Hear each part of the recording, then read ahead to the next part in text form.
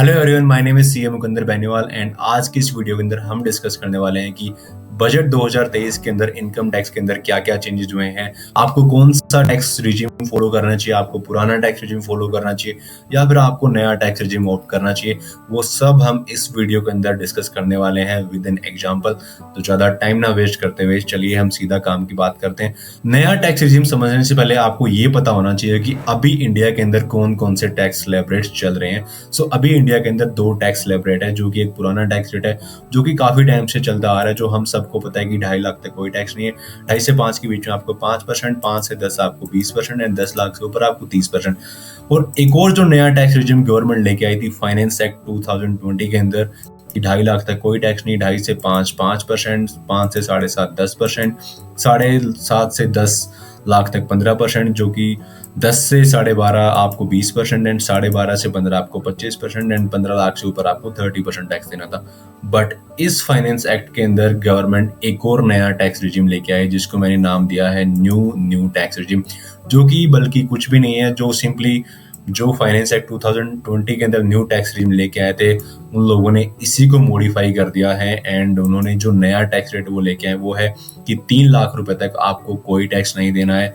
3 से 6 लाख के बीच में आपको 5% एंड 6 लाख से 9 लाख के बीच में आपको 10% एंड 9 लाख से 12 लाख के बीच में आपको 15% एंड 12 से 15 लाख के बीच में आपको देना है 20% टैक्स एंड 15 लाख से ऊपर आपको देना है 30% टैक्स। तो अभी भी इंडिया के अंदर दो टैक्स रेट है, वो है एक जो पुराना टैक्स रेट जो चलता आ रहा है वो स्टिल अप्लीकेबल है एंड जो अभी न्यू टैक्स रिजिम जो गवर्नमेंट लेके आई तो स्टिल अभी भी इंडिया के अंदर दो टैक्स रेट्स अप्लीकेबल है। बट गवर्नमेंट ने ये क्लैरिफाई कर दिया है कि उनकी ओर से जो डिफॉल्ट टैक्स रिजिम है वो है ये वाला जो इस फाइनेंस एक्ट के अंदर लॉन्च किया है। बट स्टिल अगर आपको पुराना टैक्स रेट ऑप्ट करना है तो आप अपनी इनकम टैक्स रिटर्न के अंदर ये वाला टैक्स रेट भी ऑप्ट कर सकते हो। अब काफी सारे लोगों के दिमाग के अंदर एक क्वेश्चन आ रहा होगा कि गवर्नमेंट ने तो ये बोला है कि 7 लाख रुपए तक कोई टैक्स नहीं है, फिर ये किस बात के टैक्स रेट है कि 3 लाख तक कोई टैक्स नहीं, 3 से 6 के बीच में 5%। जब गवर्नमेंट ने ये बोल दिया कि 7 लाख तक कोई टैक्स नहीं, तो आप 3 से 6 लाख के बीच के अंदर किस बात का टैक्स ले रहे हो। सो वो भी अभी हम समझते हैं। गवर्नमेंट ने ये बोला है कि जो रिबेट जो पहले 5 लाख तक थी उसी रिबेट को बढ़ा के उन लोगों ने 7 लाख कर दिया है, जिसका मतलब ये है कि अगर आपकी इनकम सिर्फ 7 लाख रुपए तक है तो मतलब आपको कोई भी टैक्स नहीं देना है। बट अगर आपकी इनकम 7 लाख से ऊपर है तो आपकी इनकम पे जो टैक्स कैलकुलेट किया जाएगा वो इस हिसाब से किया जाएगा कि 3 लाख तक कोई टैक्स नहीं, 3 से 6 लाख के बीच में 5%, 6 लाख से 9 लाख के बीच में 10%, 9 से 12 के बीच में 15%, 12 से 15 के बीच में 20%। सो ये टैक्स रेट अप्लीकेबल होगा अगर आपकी इनकम 7 लाख से ऊपर है।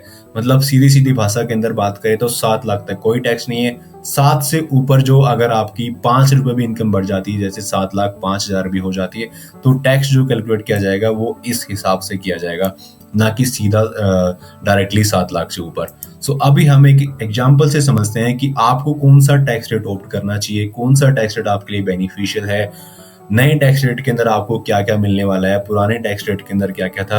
अभी हम एक एग्जांपल से समझते हैं कि अज्यूम करते हैं कि आप एक सैलरीड एम्प्लॉय हो एंड आपका जो पैकेज है वो है 10 लाख रुपए।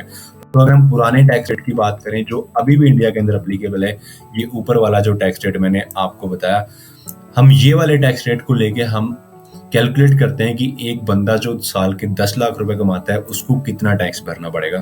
सो अगर हम इसकी बात करें तो मान लेते हैं कि 10 लाख रुपए उसकी सैलरी इनकम है, 50,000 की आपको एसटी मिलती है। अज्यूम करते हैं कि 1.5 लाख रुपए का उसको एचआरए मिलता है, फिर उसने एटीसी के अंदर पीपीएफ या कहीं पे कुछ इन्वेस्ट किया हुआ है तो वो मिलता है। एंड एटीसीसीडी के अंदर अगर आप 50,000 रुपए नेशनल पेंशन स्कीम के अंदर आप इन्वेस्ट करते हो तो वो मिलता है। सो हम अज्यूम करते हैं कि वो भी उसने इन्वेस्ट किया हुआ है। अगर एंड उसके बाद हम बात करें तो मेडिक्लेम भी मिलता है आपको 25,000 या 50,000, जितना भी आपने अकॉर्डिंगली जो भी मेडिक्लेम इंश्योरेंस का प्रीमियम पे किया। बट हम अज्यूम करते हैं कि इस बंदे ने 25,000 रुपीज का मेडिक्लेम इंश्योरेंस पे किया है। सो ये सब माइनस करने के बाद जो नेट टैक्सेबल आती है वो है आपकी 5,75,000। अगर हम इसके ऊपर टैक्स कैलकुलेट करें पुराने टैक्स रेट के अकॉर्डिंग तो 2.5 लाख तक रुपए, तो 2.5 लाख तक आपको कोई टैक्स नहीं देना है। 2.5 से 5 के बीच में आपको 12,500 रुपए टैक्स बन जाएगा एंड 5 से 10 के बीच में इसका बन जाएगा 15,000 रुपए, जो कि सिंपली कुछ नहीं है, जो 5 लाख के ऊपर, जो 5 लाख से ऊपर 75,000 रुपीज है, उसके ऊपर 20% मैंने सीधा टैक्स कैलकुलेट किया है, वो बनता है आपका 15,000। तो इसको जो टोटल टैक्स पे करना पड़ेगा पुराने टैक्स रिजिम के अंदर, वो है 27,500, एंड उसके ऊपर 4% जो सेस लगता है उसको मिला के बनता है 28,600 रुपए।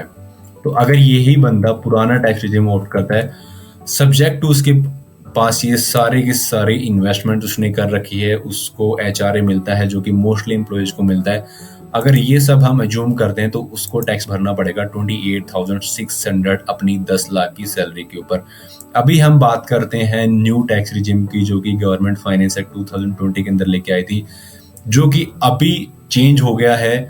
जो न्यू टैक्स रिजिम के अंदर जो मैंने आपको ये वाला टैक्स रेट बताया, अभी ये वाला टैक्स रेट इस टैक्स रेट के अंदर चेंज हो चुका है, तो ये वाला tax rate is not applicable in India. And ये जो टैक्स रेट के अंदर जो भी चेंजेस हुए हैं, ये सारे के सारे नेक्स्ट ईयर से अप्लीकेबल है, दैट इज फ्रॉम 1 अप्रैल 2023। यानी 1 अप्रैल 2023 के बाद आप जो भी पैसा कमाओगे उसके ऊपर दो ही टैक्स रेट अप्लीकेबल होंगे, ये 3 लाख वाला और ये 2.5 लाख वाला, जो कि इंडिया के अंदर बहुत पुराने से चला हुआ है।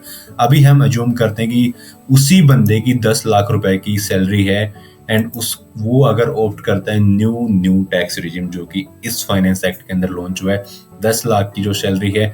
एक चीज मैं आपको ये चीज बता दूं कि जो न्यू टैक्स रिजिम, उसमें आपको कुछ भी नहीं मिलता है, ना ही आपको एचआरए मिलेगा, ना ही आपको एसडी मिलेगी, ना ही आपको एटीसी मिलेगा, ना ही आपको एटीसीसीडी एनपीएस।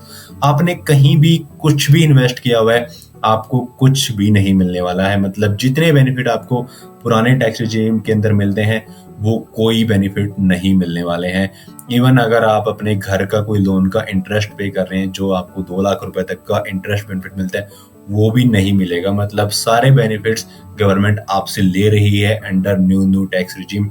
उसके अंदर स्ट्रेट अवे आप जितना कमाओगे उसके ऊपर डायरेक्टली आपको टैक्स भरना पड़ेगा। तो अभी हम समझते हैं कि न्यू टैक्स रिजीम के अंदर एक सैलरी वाले एम्प्लॉय जिसकी सैलरी 10 लाख रुपए है, उसको कितना टैक्स भरना पड़ेगा। सो अगर हम उसकी कैलकुलेशन करें तो तो उसको कुछ भी बेनिफिट कुछ नहीं मिलने वाला है, ना ही उसको एचआरए मिलेगा, ना ही उसको एटीसी मिलेगा, ना ही उसको एटीसीसीडी, कुछ नहीं मिलने वाला है। तो स्ट्रेट अवे अगर हम टैक्स कैलकुलेट करें तो उसकी डायरेक्टली 10 लाख की इनकम के ऊपर टैक्स कैलकुलेट किया जाएगा, जो कि बनता है आपका 3 लाख रुपए तक कोई टैक्स नहीं है, एंड 3 से 6 के बीच में 5% टैक्स जो 15,000 बन जाएगा, 6 से 9 के बीच में 30,000, एंड 9 से 12 लाख के बीच में उसका टैक्स रेट बन जाएगा 15,000 रुपए, क्योंकि उसकी सैलरी सिर्फ 10 लाख रुपए तक है।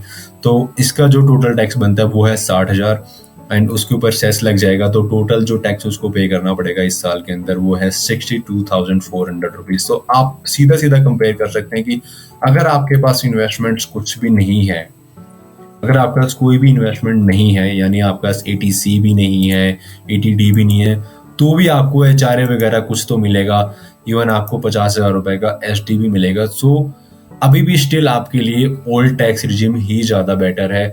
New tax regime is only beneficial for the people जिनकी इनकम सिर्फ 7 लाख रुपए तक है और जिनके पास कोई इन्वेस्टमेंट नहीं है। सो न्यू टैक्स रिजिम उन लोगों के लिए बहुत ही ज़्यादा बेनिफिशियल है। बट स्टिल गवर्नमेंट का ये बहुत ही अच्छा मूव है कि उन्होंने जो रिबेट 87A के अंदर जो 5 लाख रुपए तक मिलती है उसको इंक्रीज करके 7 लाख तक कर दिया। That is a very good thing.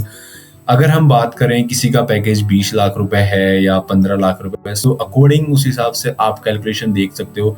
Even ये एक्सेल सीट का लिंक मैं अपने बायो में डाल दूंगा, तो वहां से आप इस एक्सेल सीट को रेफर करके अपने हिसाब से यहाँ पे अमाउंट डाल के जो भी आपका सैलरी पैकेज है, जितनी भी आपकी इन्वेस्टमेंट है, उस हिसाब से आप कैलकुलेट कर सकते हो कि आपके लिए कौन सा टैक्स रिजिम ज़्यादा बेनिफिशियल है। सो आप अपने लेवल के ऊपर भी ये कैलकुलेट कर सकते हो। सो मैं उम्मीद करता हूँ कि मैं आपके सारे डाउट क्लियर कर पाया हुआ कि आपको ओल्ड टैक्स रिजिम फॉलो करना चाहिए या फिर आपको न्यू टैक्स रिजिम फॉलो करना चाहिए। I think nothing is pending from my side, and इसके बाद भी आपका कोई भी डाउट है तो आप कमेंट कर सकते हो या फिर आप मुझे डायरेक्टली इंस्टाग्राम के ऊपर मैसेज कर सकते हो। मेरी इंस्टाग्राम आईडी भी मैंने बायो के अंदर मेंशन कर दिया, आप मुझे डायरेक्टली डीएम कर सकते हो या फिर आप मेरी किसी भी वीडियो के ऊपर जाके कमेंट करोगे तो वहाँ भी आपको रिप्लाई मिल जाएगा। इसके बाद भी स्टिल आपका कोई भी डाउट रहता है तो आप कमेंट कर देना, मैं डेफिनेटली आपको रिप्लाई करूँगा यहाँ भी और इंस्टाग्राम पे भी। एंड तब तक के लिए tata bye bye, see you.